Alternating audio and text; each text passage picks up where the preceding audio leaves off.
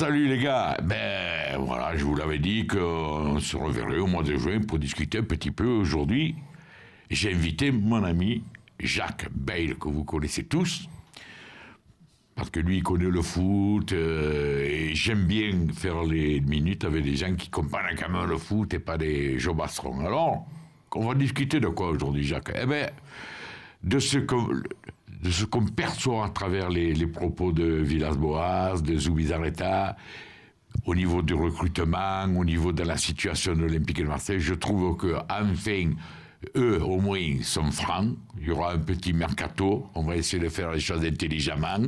On va miser sur les jeunes. Je trouve que c'est un discours, moi, qui me convient. Peut-être que ça ne convient pas à certains et à l'avenir de l'eux. Mais pour moi, au moins, on est francs avec nous aujourd'hui. Bien sûr, bien sûr. Tu comprends ce que je veux dire? Quand on parle de vraiment intégrer les Lopez, les Camara, quand j'entends Lopez n'a pas le niveau, il faut qu'il s'en aille. Arrêtons, pas déconner.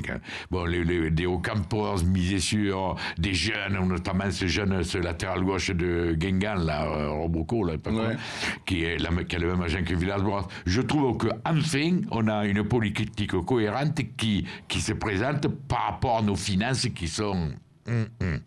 Non, de toute façon, comme tu dis, René, il faut qu'on reste dans la logique. Faut arrêter de rêver. Là, le mercato, tu le sais mieux que moi, tu vas avoir, l'année passée, tu me disais 140 noms. Non, il y a 2 ans, j'avais noté tous les noms, des rumeurs et tout. Ouais. J'avais monté un dossier, j'avais 148 noms. Là, je commence à en être à 60 à peu près. Ouais. Voilà, je commence à tout noter là aussi. J'en suis à 60, alors il ne faut pas rêver. Non, mais surtout ce que je veux dire par là, c'est que c'est fait exprès, ça fait vendre des journaux, ça fait parler, c'est légitime. Jusqu'à preuve du contraire, ça a toujours été comme ça. Donc ce qu'il faut savoir, c'est que je pense qu'il faut avoir des priorités. Déjà, pour moi, la priorité des priorités, c'est prendre un gardien. Déjà, la première des choses. Je pense que sur Benjamin Lecomte, on n'en est pas trop loin, encore que. Après, il nous faut un numéro 9, déjà, et après, on verra pour faire un milieu. Je pense que si Gustavo reste avec nous, moi, ça me ferait énormément plaisir. Et là, on aurait une belle colonne vertébrale, et après, c'est comme un arbre, tu vois, tu as ton tronc, et après, tu choisis tes branches. Dans la priorité, tu ne mets pas un latéral gauche, toi? Oui, la priorité des priorités. Oui, René, c'est évidemment que je mets le latéral gauche, mais pour l'instant, aujourd'hui, je veux un numéro 9, je veux un gardien de but, et effectivement, un latéral gauche, encore que le petit qui joue en 19 nationaux, il est pas mal, là, le petit Nkoukou. Voilà. J'ai fait une vidéo dessus. Voilà. Il y a 2 mois, j'ai demandé qu'est-ce qu'il foutait à ma vie avec un jeune comme ça. Moi, si tu me fais choisir entre celui de Guingamp et le petit latéral gauche, je sais pas si je me mets pas le petit trou à la place du latéral gauche de Guingamp. Tu vois, c'est pas une priorité de priorité. Si j'ai des sous à mettre, je préfère mettre sur un gardien numéro 9 qu'un latéral gauche. Évidemment, j'en ai besoin, mais ça viendra dans un second temps. Moi, je voulais... Qu'est-ce que tu penses de cette communication nouvelle qu'on a par rapport au mercato? On ne nous ment pas, on ne nous sort pas des grands noms, on ne fait pas du miroiter, tu vois ce que je veux dire? Et il y en a que ça les choque, ils disent, nous, à Marseille, il faut des noms. Non, avant, il fallait des grands noms. Mais maintenant, c'est nous qui faisons les grands noms. Comme j'ai dit un jour, 95% des joueurs de l'Olympique de Marseille depuis que le MOA existe, 95%, ils ont porté le maillot le plus prestigieux de leur carrière. Après, il y en a 5% dont font partie les Moser, bien sûr. Tous ces mecs-là, bien sûr que c'est pas le maillot le plus prestigieux, quoique, mais bon. Mais tu vois, je suis content de voir enfin une politique, parce que depuis le temps qu'on dit il faut la politique des jeunes, il faut la politique des jeunes. Et maintenant qu'on a l'air de vouloir se tourner vers là, par obligation, il faut le dire. Mais bien sûr. Eh bien, il y en a qui commencent à critiquer ici, là, et ça m'énerve. Mais ça, de toute façon, tu peux pas lever aux gens la critique. C'est comme ça. Tout le monde y échange, personne n'y est d'accord. C'est comme ça. Ça changera jamais. Après, je pense que là, on a une politique de communication. Il fallait la changer, René.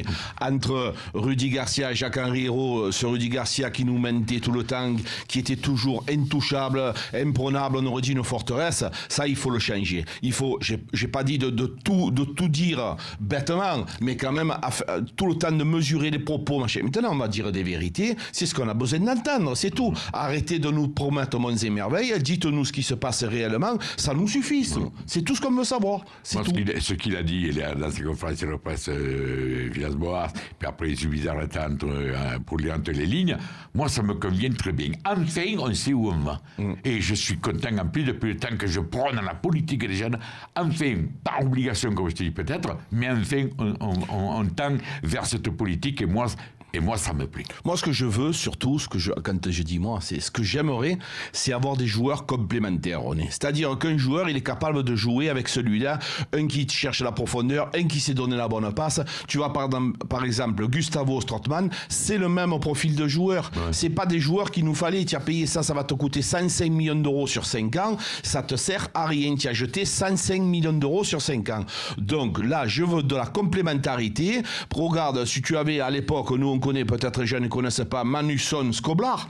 Ben voilà, un excentré. Pour venir un peu plus près, tu as Germain qui était à Monaco avec Mendy, un qui centrait, un qui coupait les trajectoires. C'est de la complémentarité. C'est des joueurs qu'il te faut. Voilà, celui-là, il est capable de jouer avec celui-là, celui-là avec celui-là. C'est ce que je demande. Et d'abord, je regarde Germain. C'est pas pour dire, mais quand il jouait Balotelli, c'était quand même un autre Germain. Mais bien sûr, parce que ça, c'était un 4-4-2, voilà. Et le mec, il avait quand même la possibilité de trouver des espaces, on s'occupait un peu de lui, on laissait un peu plus Balotelli. Voilà, c'est un complémentaire en 4-4-2, effectivement. Ça, c'est pas mal. Et puis, je trouve que c'est un bel appel du pied et un bon clin d'œil au centre de formation. Mais oui. Pour motiver enfin ces jeunes de ce centre de formation qui sont là, ils ne savent pas, on ne les garde pas. De coup de temps, ils sont partis là, un il est parti là-bas, l'autre il est parti là-bas, on l'a prêté, il revient.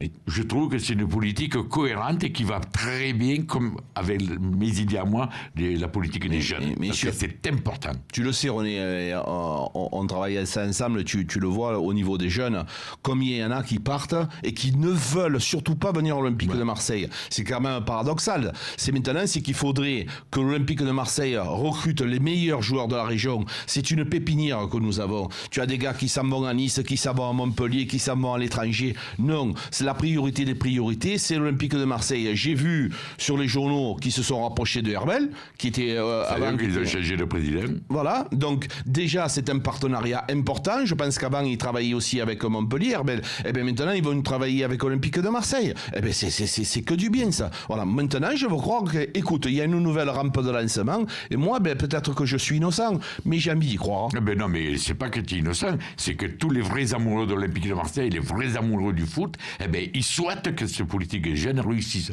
Moi, je sais que j'adore, je suis un fou de l'Olympique de Marseille. J'ai toujours regretté cette non-politique avec le centre de formation des jeunes qui partaient d'un côté et de l'autre. À un moment donné, tout le monde s'en foutait.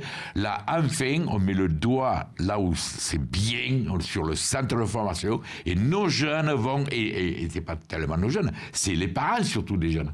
Parce que les parents, les autres, ils partaient parce que les parents disaient non, nous on s'en va, parce qu'il n'a aucun avenir à l'Olympique de Marseille. Bien sûr, mais c'est logique. C'est logique. Ah, jusqu'à preuve du contraire, quand tu mets ton petit qui a les qualités pour jouer au plus haut niveau et que tu sais qu'il ne jouera pas, eh ben, tu n'as pas envie de le faire jouer à l'Olympique de Marseille. Maintenant, il faudrait voir quand même aussi que les parents, bon, si on se tourne vers le centre de formation, c'est parce qu'on n'a pas beaucoup d'argent. Il ne s'agirait pas que les jeunes soient un peu trop gourmands au niveau des premiers contrats, comme on a vu dans le passé. Je te prends le cas d'un Boutouba qui a voulu être chouette, il est allé à Séville, je crois pas où.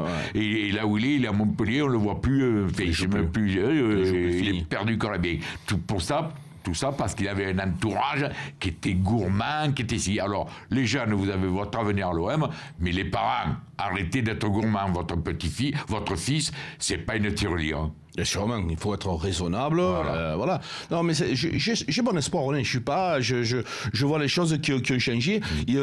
Hérault a appris de ses erreurs. À un moment donné, il fallait apprendre de ses erreurs. Là, je pense que ce qu'il a fait, les bêtises qu'il a faites auparavant, il ne les fera plus. Et dans la communication, je pense qu'il faut qu'il change.